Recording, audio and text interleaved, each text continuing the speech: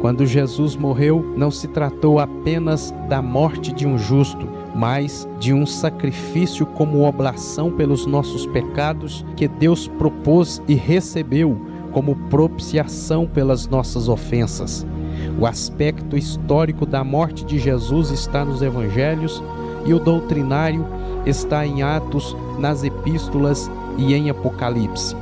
O primeiro anúncio da vinda do Messias já previa a sua morte. Em Gênesis capítulo 3, versículo 15, Deus disse: "E porei inimizade entre ti e a sua semente, e esta te ferirá a cabeça, e tu lhe ferirás o calcanhar." Isso fala do sofrimento do Messias, mas também fala sobre a sua glória.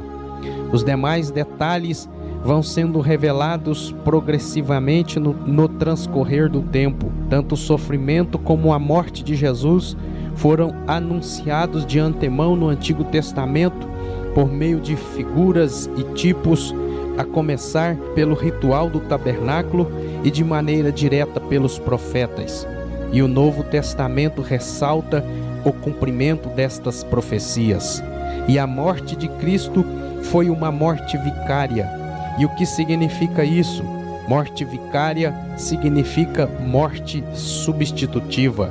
Todo o sistema sacrificial do Antigo Testamento fundamenta-se na ideia da substituição, e essa transferência da culpa do pecador para a vítima é simbolizada pela imposição das mãos sobre a cabeça do animal. Em Levítico capítulo 1, versículo 4, nós lemos: "E porá a sua mão sobre a cabeça do holocausto, para que seja aceito por ele para a sua expiação." A descrição do Cordeiro da Páscoa, desde o êxodo do Egito, aponta para Cristo e seu sacrifício. Em Êxodo capítulo 12, versículo 46, lemos: "Não levarás daquela carne fora da sua casa, e nem dela quebrareis osso." E isso foi cumprido no Calvário. Nenhum dos ossos de nosso Senhor Jesus foi quebrado. O Cordeiro Pascual foi sacrificado no Egito para a redenção de Israel em lugar dos primogênitos. E Deus feriu os egípcios, mas livrou os filhos de Israel. Da mesma forma, o Senhor Jesus morreu pelos nossos pecados. Ele é o nosso Cordeiro Pascual, como diz Paulo em 1 Coríntios capítulo 5, versículo 7, porque Cristo, a nossa Páscoa, foi sacrificado por nós. O caráter da morte substitutiva de Cristo é anunciado de maneira direta desde o Antigo Testamento.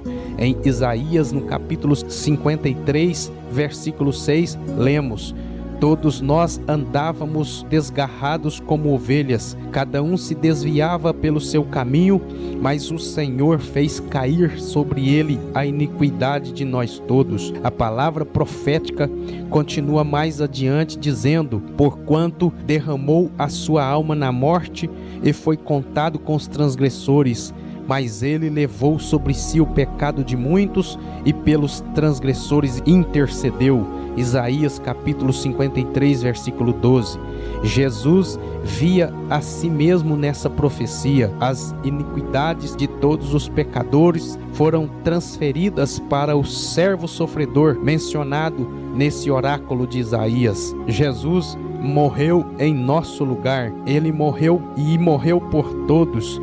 Morreu pelos pecados do mundo inteiro. O Senhor Jesus morreu em favor dos pecadores, conforme diz Paulo em 1 Coríntios capítulo 15, versículo 3, que Cristo morreu por nossos pecados, segundo as Escrituras. E ao utilizar a expressão Escrituras, Paulo assevera que o sacrifício de Jesus representa a convergência do pensamento exarado no Antigo Testamento. O Senhor Jesus ofereceu-se como sacrifício voluntário e isso agradou o Pai.